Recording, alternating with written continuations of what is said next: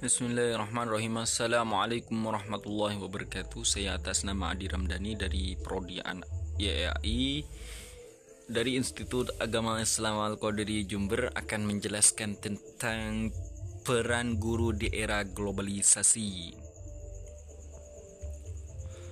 Baik, untuk mempersingkat waktu, untuk selanjutnya yaitu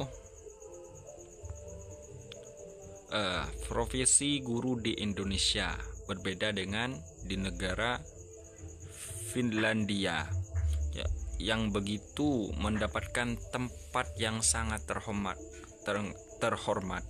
dalam stratifikasi sosial masyarakat Finlandia. Profesi guru menjadi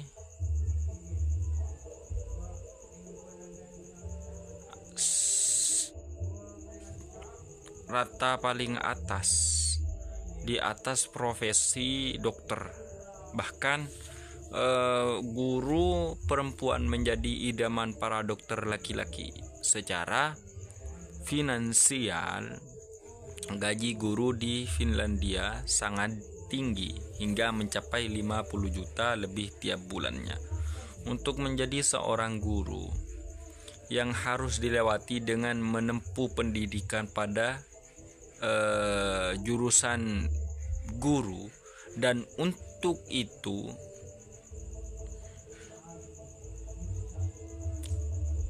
harus melalui proses seleksi atau tes yang ketat.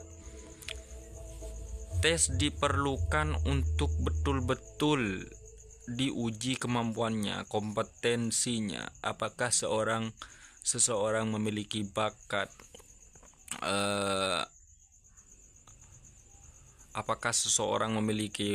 dan kompetensi yang baik untuk menjadi seorang guru. Yang pasti harus cerdas, berbakat menjadi guru, harus memiliki jiwa pendidik. Oleh karena itu, bagi yang lolos seleksi berarti betul-betul kompeten. Sama seperti profesi lainnya, misalnya dokter, harus kompeten sebagai dokter. Untuk selanjutnya yaitu peran guru. Peran guru di sini, guru PAI atau pendidikan agama Islam adalah sebagai seorang yang memiliki kompetensi di bidangnya untuk melakukan transformasi ilmu pengetahuan. Guru juga dapat dikatakan sebuah komponen yang memegang peranan penting berkaitan dengan interaksi sosial dengan siswa. The Marah 2005 bahwa guru merupakan bagian dari serangkai proses belajar mengajar dengan siswa yang di dalamnya terdapat hubungan timbal balik yang berlangsung dalam situasi edukatif untuk mencapai suatu tujuan tertentu. Hubungannya timbal balik atau disebut interaksi tidak hanya sekedar hubungan timbal balik dalam penyampaian materi pembelajaran, akan tetapi memiliki makna yang lebih luas. Dalam arti secara edukatif, guru memiliki tugas untuk menanamkan sikap dan nilai-nilai kepada siswa. Untuk selanjutnya yaitu untuk menjadi guru yang profesional harus memenuhi karakteristik di antaranya. Yang pertama, mempunyai watak dan sifat rabbaniyah yang terwujud dalam tujuan, tingkah laku, dan pola pikirnya. Artinya semuanya itu sudah ada watak dan sifat rabbani yang terwujud dalam tujuan dan akhlakul karimah atau tingkah laku dan pola pikirnya atau cerdas. Yang kedua yaitu bersifat ikhlas, melaksanakan tugas-tugasnya semata-mata untuk mencari keridhaan Allah dan menegakkan kebenaran. Yang keempat yaitu bersifat sabar dalam mengajar berbagai pengetahuan kepada siswa. Tidak semua siswa itu ketika kita menjelaskan akan langsung cepat nangkep. Ada kebanyakan siswa itu kita harus menjelaskan beberapa kali untuk siswa tersebut agar bisa memahami. Perlu diulang-ulang. Yang keempat, jujur dalam penyampaian apa yang diketahuinya. Jadi apa yang disampaikan benar-benar dia telah belajar dengan apa yang disampaikannya kepada siswanya. Artinya tidak membuat-buat apa yang diajarkan itu.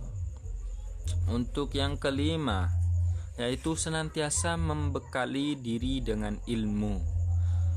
Sebelum kita belajar, sebelum kita mengajar kepada siswa, kita harus belajar dulu ilmu dan membekali para siswa ilmu. Yang ke berapa ini? Yang keenam, mampu menggunakan metode pengajaran yang bervariasi. Artinya tidak cuma itu saja. Seumpamanya untuk sekarang itu kita belajar di kelas dengan menggunakan metode apa, habis itu kita akan belajar di luar kelas dengan metode apa. Nah, untuk selanjutnya yaitu yang ketujuh, mampu mengelola kelas dan peserta didik. Tegas dalam bertindak dan profesional. Artinya tidak pilih-pilih atau tidak pandang bulu. Entah anaknya siapa, semuanya sama. Untuk selanjutnya yaitu mengetahui kehidupan psikis peserta didik. Yang ketujuh, tanggapan terhadap berbagai kondisi dan perkembangan dunia yang dapat mempengaruhi jiwa, keyakinan atau pola pikir peserta didik. Yang terakhir yaitu berlaku adil terhadap peserta didik.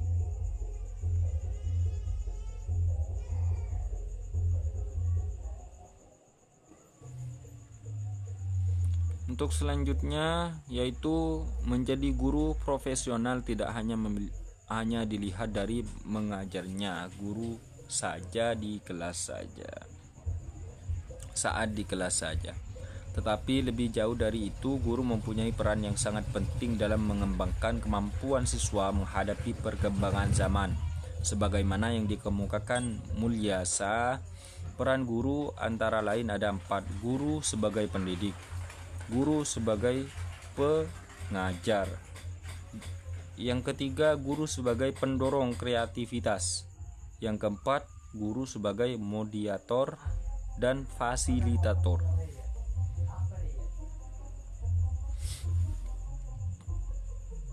Yang pertama yaitu guru sebagai pendidik. Guru sebagai pendidik itu artinya terus mendidik anak dengan baik. Dan guru sebagai pengajar itu artinya mengajarkan apa yang dia punya dan apa yang ilmu dia kuasai. Guru sebagai pendorong artinya selalu memberikan semangat dengan apa yang dihasilkan oleh siswa.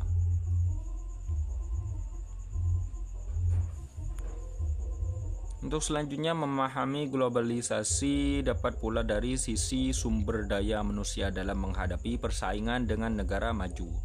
Di sini guru dihadapkan pada tantangan bertugas mencetak sumber daya manusia yang berkualitas, yang mampu atau siap bersaing dengan negara-negara lain di dunia. Dengan melalui pendidikan, pembelajaran di sekolah, pemerintah memberi tugas pada guru untuk mencetak para siswa sebagai generasi masa depan untuk siap menghadapi persaingan global agar negara yang kita cintai ini tidak menjadi bangkrut karena tergilas. Tugas guru di zaman global ini amat berat. Guru tidak hanya menyampaikan ilmu tetapi mengajari, mengarahkan dan membimbing agar berkualitas secara ilmuwan sekaligus berakhlak yang soleh dan soleha. Guru PAI harus memiliki ilmu pengetahuan tentang perkembangan dunia setiap zaman, seperti zaman global, bahwa zaman ini telah merupakan tata desa ke tata kota hingga perubahan gaya hidup merupakan perilaku. Merubah pola pikir. Anak remaja seusia anak-anak didik pada tingkatan SMP berdasarkan hasil survei banyak yang sudah tidak di sini tidak perawan atau pernah melakukan hubungan suami istri dengan pasangannya. Konon hasil survei mengatakan bahwa si gadis rela menyerahkan kegadisannya pada para lelaki berduit banyak untuk memenuhi kebutuhan hidupnya yang lebih bersifat konsumtif.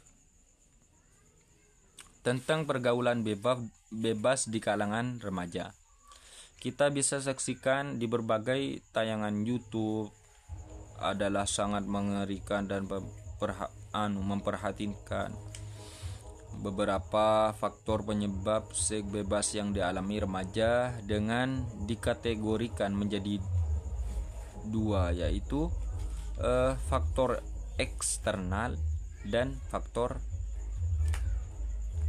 internal. Untuk selanjutnya, guru agama memiliki peran penting dalam mengarahkan siswa untuk menghadapi era globalisasi. Penguatan keagamaan pada anak diharapkan mampu membekali anak dalam era globalisasi. Globalisasi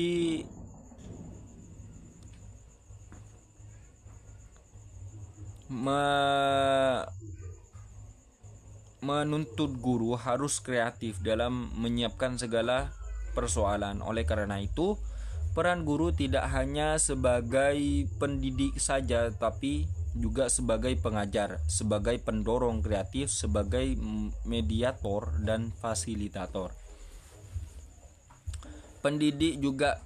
Pendidikan juga keagamaan pada masyarakat desa dan kota juga menjadi dasar kajian. Karena ini, kini telah terdapat pergeseran tata hidup menuju masyarakat kota. Globalisasi juga memberikan gambaran adanya perbedaan antara masyarakat dengan masyarakat desa dan kota mengenai tatanan nilai, budaya, pola pikir hingga perilaku, khusus para murid.